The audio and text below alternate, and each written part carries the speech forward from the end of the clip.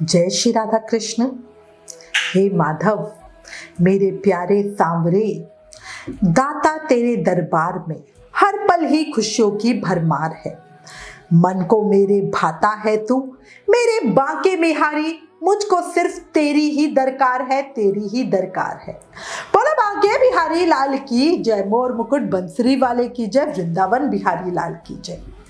देखो, हमेशा कहती हूँ, भक्तों का पावन चरित्र हमें तुरंत भक्ति देने वाला है और उनके जीवन का कोई सुंदर प्रसंग, सत्य घटना आपके मन को इतना आनंदित कर देती है ना कि आप बस उसी के विषय में सोच सोच के आनंद तो लेते ही हो, भक्ति भी बढ़ती जाती है। और अगर कोई ऐसा प्रसंग आप सुन लो जिसमें प्रभु प्रत्यक्ष या अप्रत्यक्ष रूप से अपने भक्त के पास हो और ऐसे चमत्कार करे जिनसे मन प्रभु के श्री चरणों की ओर अधिक आकर्षित होता है ना, ऐसा होता है ना। तो एक जयकारे के साथ आज आपको एक बहुत सुंदर प्रसंग बताती हूँ, एक भक्त का जीवन चरित्र बताती हूँ। बोला भक्त और भगवान की जय। अब आज इस वीडियो में हम मनको जी का पावन चरित्र सुनेंगे। बहुत ही सुंदर भक्त चरित्र है और इतने महान भक्त थे। यही भक्त होते हैं जो हम जैसे पापियों को भी आगे भक्ति करने के लिए, ठाकुर जी के चरणों में झुकने के लिए प्रेरणा देते हैं। मनको जी बोदला बरार प्रांत के प्रसिद्ध नगर दमन गांव के पटेल थे। इनकी स्त्री का नाम मामा ताई था। इनके यमाजी नाम का एक पुत्र और भगीरथी नाम की एक कन्या थी। इनकी स्त्री बहुत पतिव्रता थी, अपने पति की सेवा में हमेशा लगी रहती थी। इनका पुत्र सुशील था, विनय था, माता पिता की आज्ञा मानकर चलने वाला था। पुत्री सुंदर और गुणवती थी। कहने का मतलब है पूरा परिवार ही बहुत अच्छा था। पूरा परिवार साधु ब्राह्मणों की सेवा करने वाला था, सदाचारी था, भगवान का भक्त था, सच्चा भक्त था और घर पे भरपूर लक्ष्मी की कृपा थी। धन से घर भरा हुआ था, कोठे अन्न से भरे थे, गौशाला में खूब सारे बैल, गाय और भैंसों की भरमार थी। सदा अतिथियों की सेवा सत्कार इनके यहाँ होता रहता था। पर समय ना एक सा नहीं रहता और कई बार मुझे तो लगता है कि हमारे ठाकुर जी कुछ ऐसी लीला करते हैं ताकि भक्तों के विषय में सबको पता चल सके या भक्तों की परीक्षा हो सके। अब हुआ क्या, एक बार उनके देश में बड़ा भारी अकाल पड़ गया। मनुष्य अन्न के बिना और पशु चारे के बिना मरने लगे। मनको जी ने अपनी पत्नी से कहा कि देखो, आज भगवान ही भूखे और दरिद्र के रूप में हमारी सेवा चाहते हैं, इसीलिए घर पे जो भी अन्न है, धन है, वो सब उन्हीं की कृपा का प्रसाद है, इसीलिए अब हमें उनमें ही ये बांट देना चाहिए।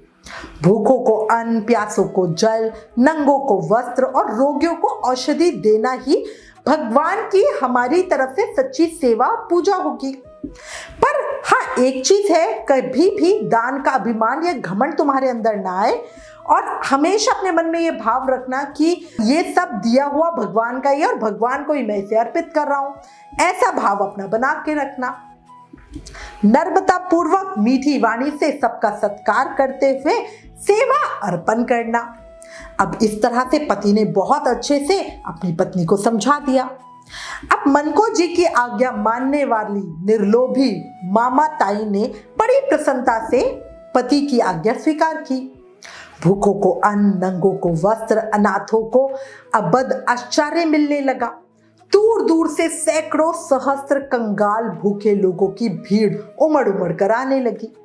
जैसे चीनी पर चींटियों का एकदम झुंड आ जाता है, उसी तरह भूखे कंगालों की भीड़ दिन ब दिन बढ़ती जा रही थी। मनको जी और मामा ताई बड़े प्रेम से सबका सत्कार कर रहे थे, किंतु कोई भी चीज असीमित तो होती नहीं है। धन भी तो एक सीमा तक ही होता है ना, और धन तो उनका सीमित ही था। अन्न जो था वो समाप्त हो गया, वस्त्र सारे के सारे बढ़ गए, उनके खुद के पहनने के नहीं बचे। सोना और रत्न बेच कर जो भी धन मिला वो भी सबका सब बढ़ गया। घर में चारा तक नहीं रहा तो पशु भी दान कर दिए गए। घर में बर्तन तक नहीं रहे, सबको बेच के दान दिया गया। दामन गांव जैसे नगर के पटेल मनको जी को अब स्त्री के साथ दूसरे के घर में मजदूरी करके अपने बच्चों का पेट पालना पड़ा। पर इसके उसके बाद भी उन्हें थोड़ा सा भी दुख नहीं था, थोड़ा सा भी उन्हें ये नहीं था क्या ये मेरा सब कुछ चला गया, बल्कि वो इस त्याग से बहुत प्रसन्न थे। और सिर्फ वो नहीं, उनकी पत्नी और बच्चे भी प्रसन्न थे। वरना देखो, किसी को महलों से निकाल के झोपड़ी पे लेकर आओ तो उसको कितना दुख होगा, बट उनके मन में इतना धैर्य था ना कि उनको सब अच्छा लग रहा था। और वो उनका पता है विचार ये था कि भोगों का आनंद तो मादक होता है, नशे की तरह होता है, दुर्गुणों को जन्म देने वाला होता है, किंतु त्याग का आनंद तो सच्चा होता है, हमेशा के लिए होता है। वो हृदय को निर्मल बना देता है, उससे समस्त सद्गुण जाग उठते हैं। इस तरह के उनकी पत्नी के और बच्चों के विचार थे। इस तरह इस त्याग के आनंद से मनको जी का हृदय पूरी तरह से पूर्णतः आनंदित था। वो परिवार के साथ मजदूरी करते और अपने खाली मकान में स्त्री पुत्र के साथ भगवान के नाम का कीर्तन करते। संसार की बाधाएं भगवान ने स्वयं ही दूर कर दी। अच्छा, मनको जी का हमेशा से एक नियम था कि वो हर एकादशी को पंढरपुर जाते थे, चंद्रभागा नदी में स्नान करके भगवान के दर्शन करते थे, रात्रि जागरण करते थे और द्वादशी को चंद्रभागा नदी के तट पर अपने सामने ब्राह्मणों को भोजन करा के, गरीबों को अन्न वस्त्र बांटकर त्रयोदशी को घर लौटते थे। अब एकादशी आने ही वाली थी, किंतु अब की बार तो उनके पास एक कौड़ी भी नहीं थी और मनको जी को अब अपना नियम कैसे पूरा होगा ये चिंता उससे ज्यादा उनकी पत्नी को थी। पतिव्रता पत्नी को चिंतित होते देखकर मनको जी ने उन्हें समझाया और कहा कि अरे इसमें चिंता का कोई कारण ही नहीं है, मैं क्या करूंगा, रास्ते में से जंगल में से सूखी लकड़ियां लेकर मैं पंढरपुर में बेच लूंगा और उससे मेरा काम चल जाएगा। अब जब एकादशी आई उस दिन वो गए, रास्ते में जो भी लकड़ियां थी उन्हें इकट्ठा किया, गठरा लेके पंढरपुर पहुंचे। लकड़ी बेचने से उन्हें 3 पैसे मिले। वो चंद्रभागा नदी में आए, स्नान करके उन पैसों के फूल पत्ते लेकर श्री पांडुरंग का उन्होंने बढ़िया से पूजन किया और रात्रि को मस्त वही चंद्रभागा नदी पे बैठ के जागरण किया। एकादशी के उपवास के दिन द्वादशी को सवेरे ही मनको जी को जंगल से लकड़ियां लेकर वो आए, क्योंकि उन्हें कुछ तो पैसे चाहिए थे ना ताकि पारण कर सके, व्रत को खोल सके। उन लकड़ियों को बेचने पर उन्हें फिर से 3 पैसे मिले। अब उन्होंने क्या किया कि 3 पैसे का मैं क्या ही करूं, उन्होंने आटा लेकर चंद्रभागा के किनारे ब्राह्मण भोजन की इच्छा से ब्राह्मण का वो रास्ता देखने लगे। दोपहर हो गई पर किसी भी ब्राह्मण ने सूखा आटा लेना स्वीकार नहीं किया। द्वादशी को पंढरपुर में चंद्रभागा के तट पर सैकड़ों धनी ब्राह्मणों को भोजन करा के दक्षिणा देने के लिए इकट्ठे होते थे। वहां एक दरिद्र का सूखा आटा भला कौन ही लेना चाहेगा। जब इतने धनी लोग खूब बढ़िया बढ़िया पकवान दे रहे हैं तो कौन चाहेगा कि मैं सूखा आटा लूं और मेहनत करके रोटी बनाऊं, क्योंकि आटे के साथ ना दाल था, ना साग था, ना घी था और दक्षिणा देने को एक कौड़ी भी नहीं थी, है ना, तो कौन ही वो लेना चाहेगा। अब मनको जी के नेत्र भर आए, वो रोते रोते सोचने लगे कि क्या आज मेरा नियम भंग हो जाएगा। अब देखो, भक्त तो ये सोच रहा है पर मेरे ठाकुर जी कुछ और ये सोच रहे हैं। दरिद्र भक्त का प्रेम भरी भेंट का स्वाद तो जैसे शबरी के बेर, सुदामा के तंदुल और विदुर पत्नी के केलों के छिलके खाने वाले हमारे प्यारे पांडुरंग ही जानते हैं, है ना, वही जान सकते थे कि उस सूखे आटे में कितना स्वाद है। आज हमारे पांडुरंग मनको जी के आटे का स्वाद पाने को बड़े उत्सुक हो रहे थे। वो एक दरिद्र बूढ़े ब्राह्मण का वेश बनाकर उनके पास आए, लाठी टेकते टेकते आए और बोले, अरे ओ भगत, मुझे बड़ी भूख लगी है, तेरे पास कुछ है तो जल्दी से मुझे दे दे। अब मनको जी को तो जैसे वरदान ही मिल गया हो, पर ये सोचकर कि ब्राह्मण को सही सही मुझे बता देना चाहिए, कभी ये ना सोचे कि मैं इसको बहुत कुछ दूंगा, तो वो बोले, महाराज मेरे पास तो केवल सूखा आटा है और कुछ भी नहीं है। तो वो ब्राह्मण बोले, अरे ये आटा लेने वाले ही तो मैं आया हूँ भाई, मैं कहाँ पे चावल दाल घी शक्कर मांगता हूँ, मुझे तो बड़ी भूख लगी है, ये आटा ही जल्दी से मुझे दे दे, इसकी मैं बाटियां बनाकर खाऊंगा। मनको जी ने आटा ब्राह्मण को दे दिया।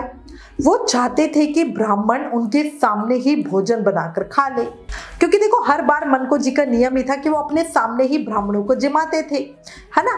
पर आज सूखा आटा देकर उनमें कुछ भी कहने का साहस नहीं था। मतलब सूखा आटा देने के बाद वो कैसे कहें कि ब्राह्मण देवता यही जिम लो आप, तो वो तो खड़े खड़े देख रहे थे कि भाई ये ब्राह्मण क्या करता है।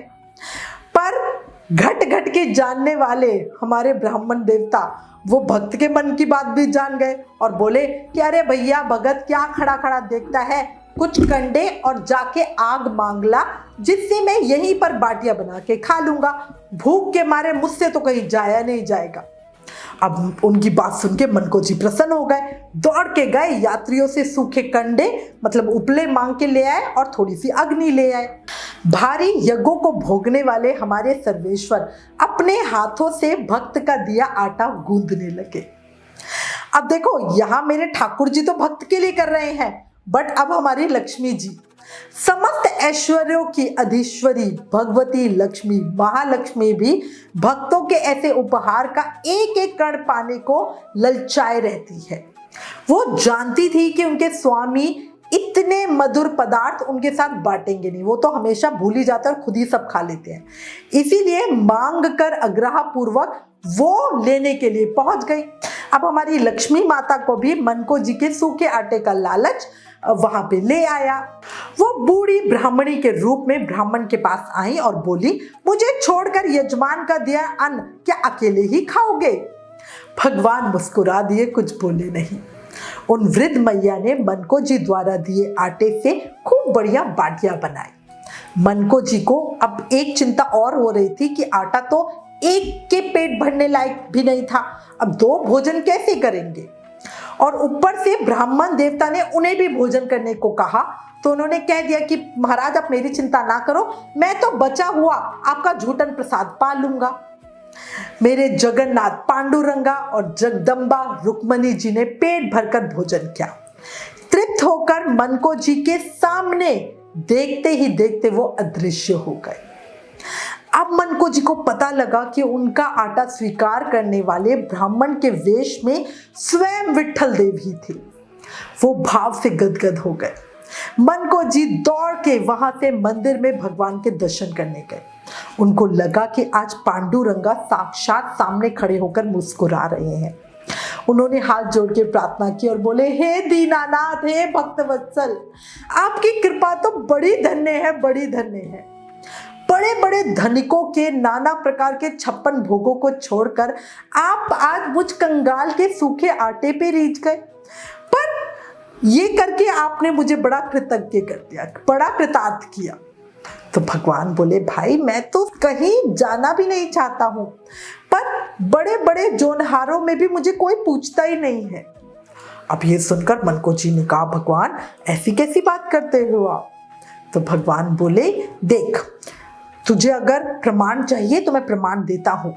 अमुक धनी के यहाँ मिठाइयां बन रही हैं, ब्राह्मणों को निमंत्रण भेजे जा रहे हैं, 1000 ब्राह्मण कल जीवेंगे। मैं भी वहां जाऊंगा, तुम द्वार पर खड़े होकर देख लेना। अब अगले दिन मनको जी उन धनी के घर के द्वार पर पहुंच गए और वहीं पे खड़े रहे। 1000 पत्ते और आसन बिछाए गए। मुनीम जी निमंत्रण ब्राह्मणों की सूची को हाथ में लेके खड़े हुए थे और देख देख कर ब्राह्मणों को अंदर भेज रहे थे, अंदर बिठा रहे थे। स्वयं जो बड़े बाबूजी इस कार्यक्रम का आयोजन किया था वो खड़े होकर देख रहे थे कि एक भी फालतू आदमी अंदर ना आ जाए। इतने में एक बूढ़े ब्राह्मण लाठी टेकते हुए कमर में टाट का टुकड़ा लपेटे आए और कहने लगे, सेठ जी मैं बहुत भूखा हूँ, बहुत बूढ़ा हूँ। बाबूजी ने नाम पूछा, सूची देखी गई और कहा, आपको तो निमंत्रण भेजा ही नहीं गया है, आप भोजन नहीं कर सकते। तो वृद्ध ब्राह्मण के रूप में जो मेरे ठाकुर जी वो बोले थे, आप तो 1000 ब्राह्मणों को जिमा रहे हो, मैं तो बहुत भूखा हूँ, एक अधिक जिमा दोगे तो आपका क्या ही चला जाएगा। अब ये सुनते तो बाबूजी बिगड़ गए और एकदम चिल्लाते हुए बोले, हम मंगतों को खिलाने के लिए नहीं आए, चलो भागो यहाँ से, यहाँ कुछ नहीं मिलेगा तुम्हें। अब ब्राह्मण देवता भी पूरे हटी निकले। वो एक पत्तल पर बैठते हुए बोले कि मैं तो खा कर ही जाऊंगा, मुझे बहुत भूख लग रही है। अब तो भाई बाबूजी का पारा आसमान पे चढ़ गया। वो गरजते हुए बोले कि इस बदमाश को पकड़कर निकालो, फेंको यहाँ से। ब्राह्मण देवता ने प्रार्थना की तो उनको क्रोध तो और अधिक आ गया। बाबूजी ने अपने नौकरों से धक्का दिलाकर उन्हें द्वार से बाहर निकाल दिया। मनको जी ये सब दूर खड़े देख रहे थे। भगवान ने पास आकर उनसे कहा, देख लिया ना, हम जैसे को यहाँ धक्के ही मिलते हैं, अब इसका फल भी देखते जाओ। और तभी अचानक बड़े जोरों से आंधी चलने लगी। पत्तल तो तो क्या छप्पर जो ऊपर की छत होती है वो भी उड़ गई। सारी मिठाइयां इधर उधर तितर बितर मिट्टी में सारी सड़ गई। जो ब्राह्मण वहां बैठे हुए थे वो सब प्राण बचाकर भागने लगे। भगवान ने कहा, मन को जी, मैं तुम्हारे जैसे भक्तों का रूखा सूखा अन्न तो बड़े प्रेम से पा लेता हूं, पर दंभियों के पकवान मुझसे खाए नहीं जाते। भगवान को प्रणाम करके मन को जी अपने गांव की ओर वापस आ गए। उन्होंने एकादशी का व्रत किया, द्वादशी भी व्रत ही रहा और आज त्रयोदशी हो गई थी, पर वो व्रत खोल ही नहीं पाए थे। वो भूख प्यास से बहुत व्याकुल हो रहे थे। भगवान ने अपने भक्त की सेवा करने के लिए एक योजना बनाई। हुआ क्या, मन को जी ने रास्ते में एक बहुत सुंदर बगीचा देखा और उनको बड़ा आश्चर्य हुआ कि ये बगीचा पहले तो कभी यहाँ नहीं था। हर साल ही मैं यहाँ से निकलता हूँ। भूख भी बड़ी जबरदस्त लगी थी, प्यास से मुंह सूख रहा था, वो विश्राम करना भी चाहते थे। पर मन को जी ने मन ही मन सोचा कि वो शायद हो सकता है कि कहीं रास्ता भटक गए हैं, मार्ग भूल गए हैं और किसी दूसरी ओर आ निकले, तभी ये बगीचा उनको दिखा है, पहले तो कभी नहीं दिखा। अब वो करे तो क्या करे, पर दूसरे के बगीचे में बिना पूछे जा तो सकते नहीं थे। इतने में ही बगीचे के अंदर से रुक्मिणी मैया मालिन के वेश में उनके सामने आई और बोली, भगत जी, आप बड़े थके जान पड़ते हो, आप पंढरपुर के यात्री हो ना, आपके सत्कार का पुण्य हमें भी मिलना चाहिए। बगीचे के स्वामी आपका प्रतीक्षा कर रहे हैं, वो बैलों को संभाल रहे हैं, नहीं तो स्वयं आपके पास चल कर आते। आप अंदर चले और कुटिया में थोड़ी देर विश्राम करें। अब इतनी प्यारी आवाज, इतना आग्रह सुनकर मन को जी तो बड़े प्रसन्न हो गए। बगीचे में गए, माली बने भगवान ने उन्हें पैर धोने के लिए जल दिया, उनके लिए फल लेकर आए, उनके लिए स्वयं रुक्मिणी जी ने छील कर फलों को दिया और मन को जी के पास रख दिए। मतलब मन को जी ने मन ही मन पांडुरंग को भोग लगाया और प्रसाद पाया और अंत में जल पिया। आज के फलों का स्वाद संसार के किसी भी और चीज से बहुत बहुत ज्यादा था। मन को जी की सब थकावट, सब भूख प्यास सब दूर हो चुकी थी और अब वो आनंद से मग्न हो गए थे। थोड़ी देर विश्राम करके उन्होंने माली से विदा होकर जैसे ही वो बगीचे से बाहर निकले, वैसे ही उनके सामने, उनके खड़े खड़े उनके सामने ही पूरा बगीचा अदृश्य हो गया। अब मन को जी समझ गए कि उनके प्रभु ने ही उनके लिए व्यवस्था की थी। वही भूमि में मस्तक रखकर अपने कृपा सिंधु विठल को उन्होंने प्रणाम किया। उन्होंने वहां से भगवान का नाम कीर्तन करते हुए वो घर की तरफ चल पड़े। उस साल वर्षा बहुत अच्छी हुई थी। मन को जी के खेत में खूब बढ़िया फसल लहरा रही थी, खूब बढ़िया ज्वार उगे थे। मन को जी खेत की रखवाली करने बैठे। खेत में चिड़िया आई, मन को जी उड़ाने लगे। उड़ाते ही उनके मन में एक ख्याल आया कि जो भगवान अन्न के एक दाने से इतने दाने बना देते हैं, उन्होंने ही तो चिड़िया को भी भेजा है, तो मैं क्यों इनको खाने से रोकूं। मन को जी ने ऐसा सोचकर चिड़िया को आने दिया, उड़ाया नहीं। अब चिड़िया आई, खाई, पेट भरा और चली गई। उसके बाद मन को जी की पत्नी मामाताई जब खेत पर आई, तब उन्हें खेत कुछ उजड़ा सा लगा। उन्होंने समझ लिया कि उनके उदार स्वामी ने ज्वार तोड़कर भिखारियों को दे दिए होंगे। इतने कलेश भोगने से ना, देखो, स्त्रियों को ना थोड़ा सा रोष हो जाता है, तो मामाताई भी कुछ व्याकुल सी हो गई थी। उन्होंने मन को जी से कहा, यदि आप इसी तरह खेत लुटा दोगे तो हमारे बच्चे क्या खाएंगे। अब आपको पंढरीपुर नाथ की शपथ है, जो आपने हाथ से एक भी सिट्टा तोड़कर, एक भी दाना तोड़कर किसी को दिया। अब ये कह के मामाताई तो चली गई और मन को जी खेत की रक्षा के लिए, रखवाली के लिए बैठ गए। थोड़ी देर में पंढरपुर से साधु यात्रियों का एक बड़ा सा दल उधर से जा रहा था। वो सभी लोग भूखे थे। उन्होंने मन को जी से 2-4 सिट्टे मांगे, तो मन को जी ने बोला, मेरी स्त्री मुझे शपथ दिला के गई है, इसलिए मैं तो अपने हाथ से आपको सिट्टे तोड़ के दे नहीं सकता, आप लोग स्वयं भले ही तोड़ लो। अब वो साधु तो बहुत सारे थे, खुली आज्ञा पाकर खेत में घुस गए। सारा खेत साफ हो गया। मन को जी निश्चित मन से भगवान का गुणगान गाने के लिए बैठ गए। अब मामाताई जब बच्चों के साथ खेत पर आई और खेत की दशा देखी, तो वो तो फूट फूट कर रो पड़ी।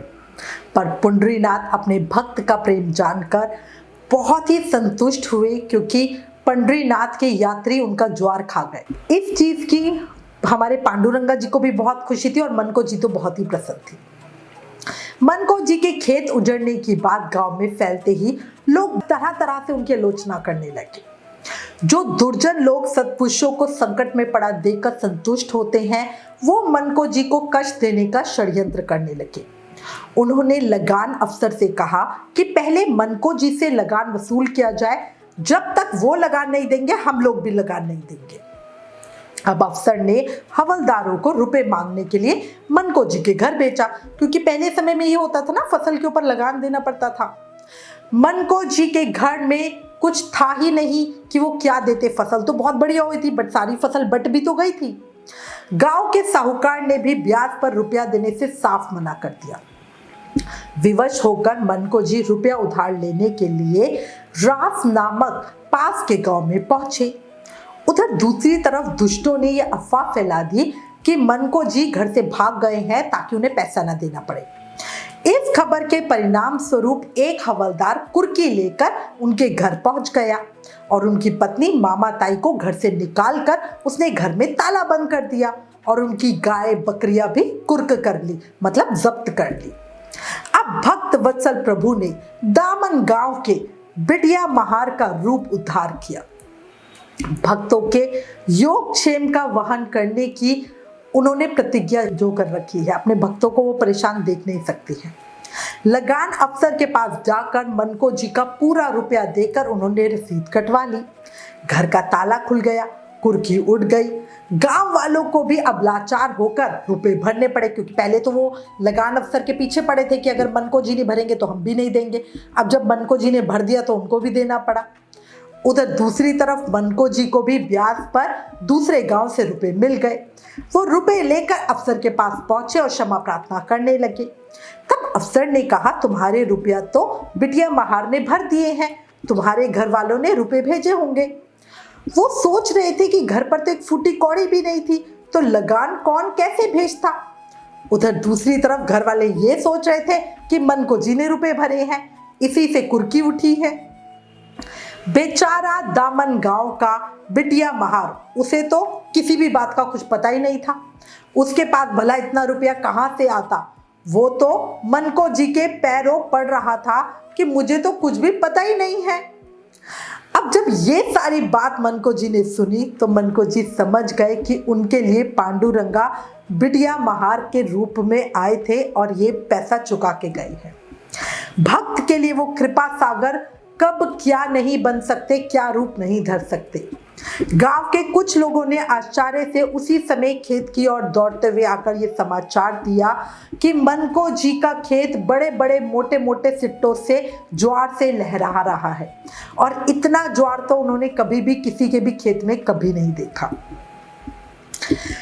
अब आपने देखा हमारे दीनानाथ भक्त वत्सल प्रभु अपने भक्तों के साथ कैसी कैसी रस भरी लीलाएं करते हैं। बस परीक्षा जरूर लेते हैं, पर जो परीक्षा में उत्तीर्ण हो गया उसका मेरे प्रभु कभी साथ भी नहीं छोड़ते हैं, है ना।